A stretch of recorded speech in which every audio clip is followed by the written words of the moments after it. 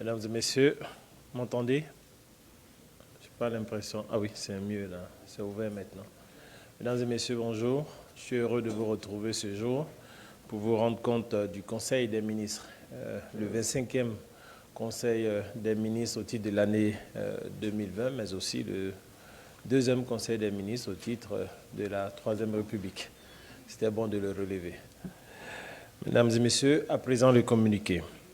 Le mercredi 18 novembre 2020, un conseil des ministres s'est tenu de 10h à 14h au palais de la présidence de la République à Abidjan, sous la présidence de son Excellence M. Alassane Ouattara, président de la République et chef de l'État.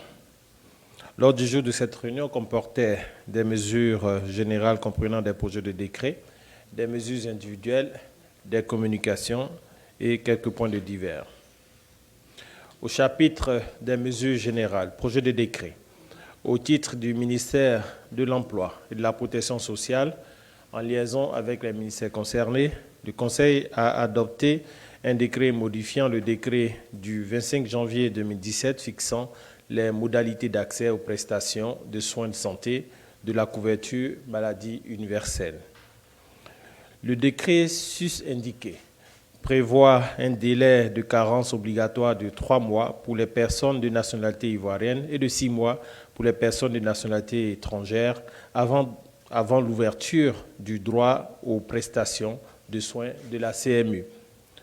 Le présent décret modificatif harmonise la durée du délai de carence pour tous les assurés, résidents nationaux ou résidents non nationaux, afin de le mettre en cohérence avec les standards internationaux en matière de sécurité sociale. Ainsi, le délai de carence obligatoire avant l'ouverture du droit aux prestations de soins de la CMU est d'une période de 3 mois consécutifs à compter de la date de paiement de la première cotisation, tant pour les personnes de nationalité ivoirienne que pour les personnes de nationalité étrangère. Au titre du ministère de la Promotion de la Riziculture, en liaison avec les ministères concernés, le Conseil a adopté un décret modifiant l'article 8 du décret du 10 janvier 2018 portant création, attribution, organisation et fonctionnement de l'Agence de développement de la filière riz dénommée ADERI. Ce décret modifie la composition des membres du conseil de surveillance chargé de superviser les activités de l'ADERI. Il introduit un nouveau membre au profit du ministère de la Promotion de la Riziculture qui exerce la tutelle technique de l'ADERI conformément à la nouvelle nomenclature du gouvernement. Il prévoit en outre la désignation des membres suppléants pour chaque administration et organisation représentée au dit conseil afin de pallier l'indisponibilité permanente ou temporaire du membre titulaire. Au titre du ministère de la Construction, du Logement et de l'Urbanisme, en liaison avec les ministères concernés, le Conseil a adopté un décret portant déclaration d'utilité publique de 7 sites d'une superficie totale de 131 hectares situés dans les communes de Dabakala, Diabo, Ebimpe, Anyama, Béléban, Kong, Korogo et Yamoussoukro. Ces différents sites ont été identifiés et réservés pour la construction et l'équipement de 7 établissements de formation professionnelle d'un coût global de 135 milliards de francs CFA dans les localités concernées en vue d'améliorer significativement l'accès et l'offre de formation du dispositif de l'enseignement technique et de la formation professionnelle en Côte d'Ivoire. Au titre du ministère du Budget et du portefeuille de l'État, en liaison avec les ministères concernés, le Conseil a adopté un décret portant modification de la dénomination de la société d'État Caisse nationale des caisses d'épargne CNCE en Banque populaire de Côte d'Ivoire BPCI et approbation des statuts modifiés de la BPCI. Dans le cadre de la mise en œuvre du plan de restructuration adopté en 2016, la CNCE a porté son capital social à hauteur de 53 milliards de francs CFA et a procédé au changement de sa dénomination en Banque populaire en vue de marquer une rupture avec les difficultés du passé. Aussi, conformément à la loi du 14 août 2020 portant définition et organisation des sociétés d'État, ce décret entérine l'ensemble des modifications des statuts de la banque induites par les opérations sus-indiquées. Au titre du ministère de la Femme, de la Famille et de l'Enfant, en liaison avec les ministères concernés, le Conseil a adopté un décret portant attribution, organisation et fonctionnement de l'autorité centrale pour l'adoption en Côte d'Ivoire, en abrégé ACACI. L'autorité centrale instituée par la loi du 27 novembre 2019 est chargée d'une mission permanente de veille, de régulation et d'orientation sur les questions relatives à l'adoption tant nationale qu'internationale. Elle est chargée en outre d'agréer les organismes d'adoption sur lesquels elle exerce un pouvoir de contrôle et de régulation. Au chapitre des mesures individuelles, au titre du ministère des Affaires étrangères, le Conseil a donné son accord en vue de la nomination de Mme Essa Kirabo Assira en qualité d'ambassadeur extraordinaire et plénipotentiaire de la République du Rwanda près la République de Côte d'Ivoire, avec résidence à Accra, au Ghana. M. Tom Nouring, en qualité d'ambassadeur extraordinaire et plénipotentiaire du Royaume du Danemark, près la République de Côte d'Ivoire, avec résidence à Accra, au Ghana. Au chapitre des communications, au titre du ministère de l'Économie et des Finances, en liaison avec les ministères concernés, le Conseil a adopté une communication relative aux assemblées annuelles virtuelles 2020 du Fonds monétaire international FMI et du groupe de la Banque mondiale tenue du 12 au 20 octobre 2020. À l'occasion de ces assises, le Premier ministre, à la tête d'une délégation de haut niveau, a échangé avec les participants, les hauts responsables du FMI et du groupe de la Banque mondiale sur les politiques économiques et sociales en cours ainsi que sur les perspectives de développement de notre pays à moyen et long terme. Le Premier ministre a exprimé la gratitude de la Côte d'Ivoire aux hauts responsables de ces institutions pour leur soutien constant, traduit notamment par l'appui financier dont notre pays a bénéficié pour faire face à la crise sanitaire liée à la pandémie de la COVID-19. Aussi, le Premier ministre a salué la bonne qualité de la coopération tout en se félicitant de la conclusion satisfaisante au plan technique des 7e et 8e revues du programme économique et financier.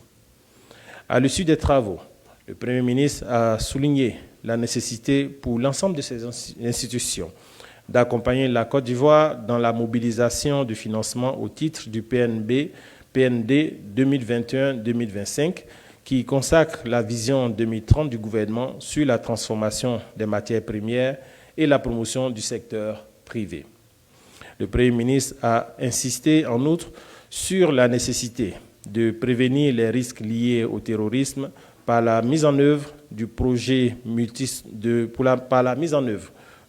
multisectoriels en Côte d'Ivoire et dans d'autres pays de la sous-région, notamment au sud du Mali et au Burkina Faso.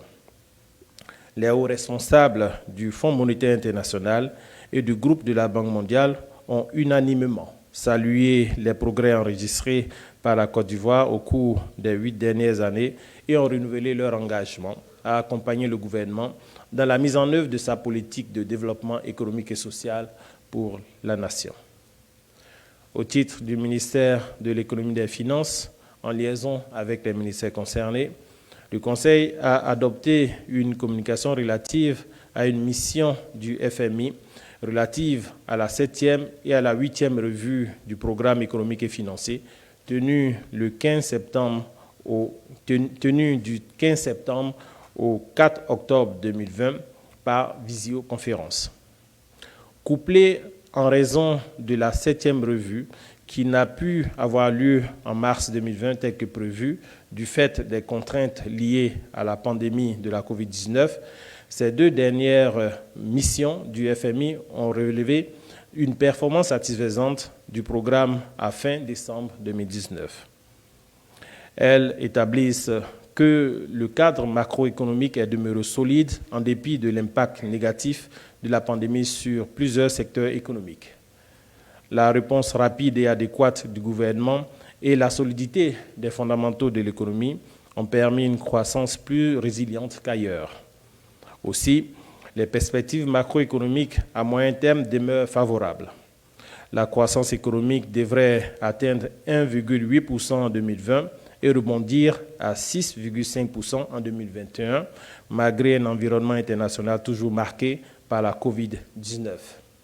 L'inflation devrait être maîtrisée en dessous du seuil de 3% de la norme communautaire de l'UMOA à moyen terme. Le FMI a salué les efforts fournis par le gouvernement dans la mise en œuvre du programme en dépit de la situation particulière dans laquelle il a été exécuté au premier semestre 2020. Toutefois, pour faire face aux défis importants et aux dépenses supplémentaires liées aux deux plans de riposte sanitaire et de soutien de l'activité économique, les parties ont convenu d'un déficit budgétaire de 5,9% du PIB en 2020. Pour 2021, le niveau du déficit budgétaire devrait être réduit à 4,6% du PIB pour converger vers la norme communautaire de 3% du PIB en 2023. Au titre du ministère de l'Économie et des Finances, en liaison avec les ministères concernés, le Conseil a adopté une communication relative à l'état d'exécution des activités des fonds de soutien au 31 octobre 2020. Compte tenu des contraintes budgétaires, les dotations au profit des fonds de soutien au titre de l'année 2020 ont été révisées comme suit. Fonds de solidarité et de soutien d'urgence humanitaire, en abrégé FSS, 60 milliards de francs CFA contre 90 milliards de francs CFA initialement prévus. Fonds d'appui aux acteurs du secteur informel, en abrégé FASI, 20 milliards de francs CFA contre 40 milliards initialement prévus. Fonds de soutien aux grandes entreprises, en abrégé FSGE, 38 milliards de francs CFA contre 50 milliards initialement prévus. Fonds de soutien aux PME, en abrégé FSPME, 40 milliards de francs CFA contre 50 milliards initialement prévus. La situation détaillée des opérations réalisées à fin octobre 2020 fait état de 55 grandes entreprises ayant bénéficié de prêts directs du FSGE pour un montant total de 14,39 milliards de francs CFA, soit 75,7% des ressources disponibles pour les prêts directs. 325 PME ont bénéficié de soutien du FSPME pour un montant total de 13 milliards de francs CFA. Pour le seul mois d'octobre, 168 dossiers ont été approuvés et ont bénéficié d'un montant de 7,137 milliards de francs CFA, soit 54,8% de la totalité des montants octroyés aux PME depuis la mise en place du fonds. 48 152 acteurs ont bénéficié de l'appui du FASI pour un montant total de 10 milliards 700 millions de francs CFA. Ces bénéficiaires sont issus des secteurs de l'artisanat, du commerce, de la restauration, du transport et de la culture, des loisirs et des services. Le montant global des interventions du FSS s'élève à 24,24 milliards de francs CFA. Les opérations réalisées ont notamment porté sur les transferts monétaires au profit de 143 424 ménages vulnérables, dont 124 285 bénéficiaires issus du Grand Abidjan et 19 139 de l'intérieur du pays, et les soutiens à 15 857 personnes licenciées ou mises en chômage sur une cible de 20 706 travailleurs, soit un total de 76,58% de prise en compte de la cible. Au titre du ministère de la Construction, du Logement et de l'Urbanisme, en liaison avec un ministère concerné, le Conseil a adopté une communication relative au projet d'adressage du district d'Abidjan. Cette opération, qui s'inscrit dans le cadre d'un programme plus large de modernisation de l'administration ivoirienne, permettra d'accroître la compétitivité de la ville d'Abidjan. Les travaux préparatoires de la mise en œuvre effective du projet avancent convenablement.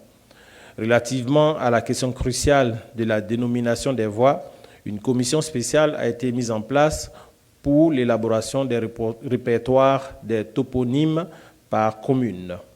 Elle aura spécifiquement pour mission d'établir un répertoire argumenté des noms des voies et des lieux publics par commune, d'identifier et de justifier des noms destinés à la dénomination des voies structurantes du district d'Abidjan et de proposer une charte de toponymie des voies et des règles d'écriture.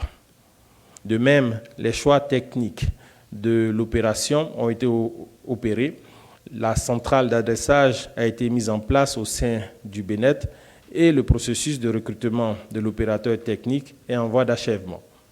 Dans la perspective de la pérennisation de la centrale d'adressage, le gouvernement a autorisé la prise en charge du coût de son fonctionnement pour les 3 premières années du projet.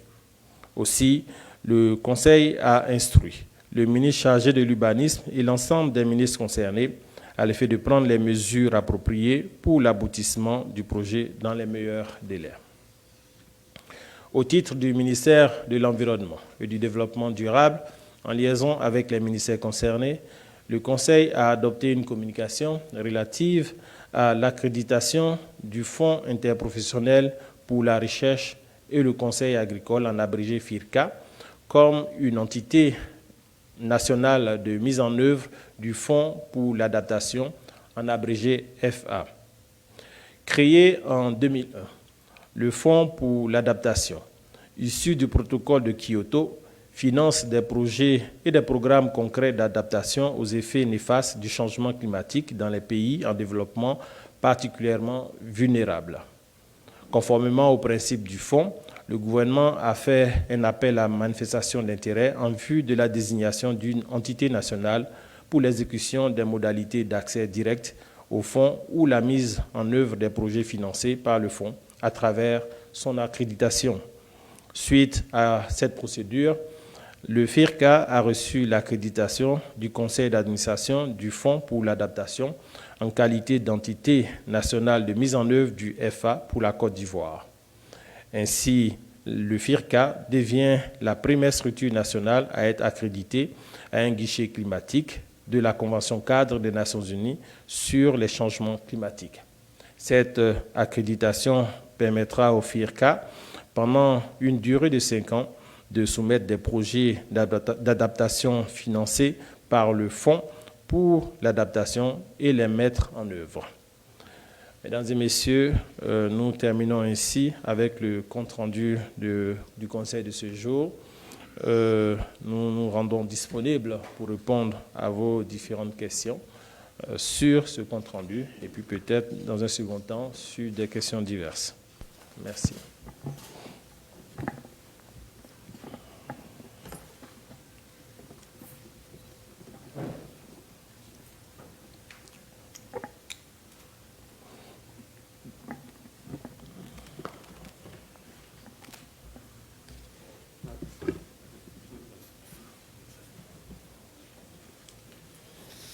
Bonjour, Pierre Pinto de RFI. Oui. Est-ce que vous avez juste quelques détails en plus sur ce projet d'adressage d'Abidjan à nous donner? Merci.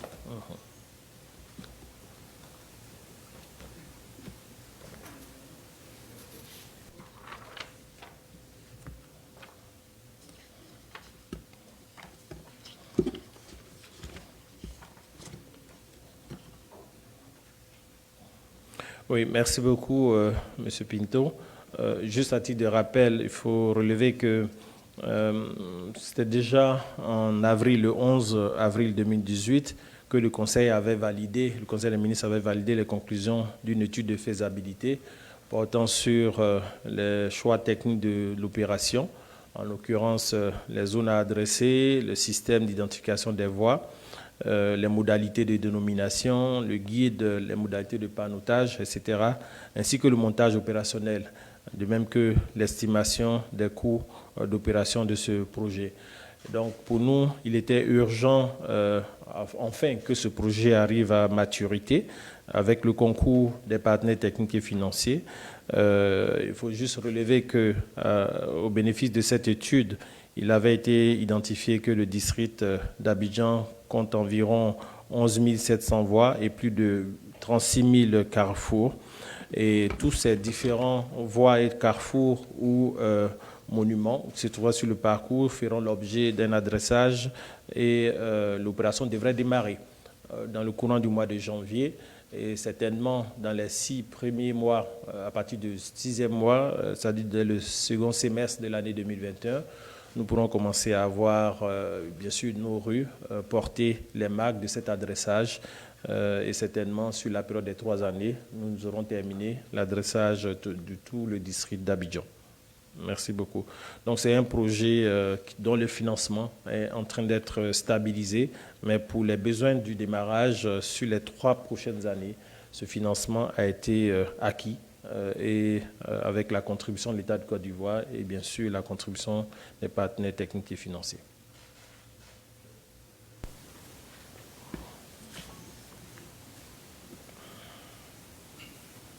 Monsieur le ministre, bonjour. Bonjour. Adama Bakayeko de Radio Côte d'Ivoire. Alors, je voulais savoir, les fonds de soutien ont été revus à la baisse. Est-ce par contrainte budgétaire ou bien parce que les taux d'exécution n'étaient pas importants?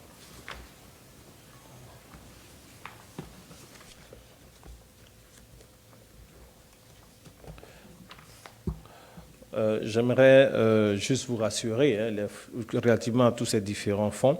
Les taux d'exécution ont connu une très forte amélioration d'ailleurs suite à l'accompagnement du gouvernement et aux facilitations qui ont été faites par les différents conseils de gestion pour permettre l'accès à ces fonds, à toutes les entités qui en auraient besoin, en l'occurrence le secteur informel, mais aussi le secteur structuré formel. Donc c'est essentiellement dû au contexte, je l'ai dit dans le corps de mon intervention. Nous avons constaté, le gouvernement a constaté une forte résilience de notre économie, contrairement aux prévisions qui tenaient très bon. Donc c'est à la suite de cela que l'ajustement a été fait pour nous permettre de faire l'absorption nécessaire. Mais je crois qu'au vu de cet ajustement, toutes les ressources seront absorbées d'ici la fin de l'année 2020 pour chacun des 4 fonds dont j'ai parlé tantôt. Je crois même que la semaine dernière, il y avait une question même qui avait été posée relativement à l'accès de nos PME à ces différents fonds. Donc, c'est dire que je suis même revenu là-dessus. Nous avons pour près de plus de 50% des PME, rien que pour le mois d'octobre, qui ont pu bénéficier de la ressource. Il y a eu une accélération, en tout cas, dans l'accès à ces différentes ressources pour le compte des PME.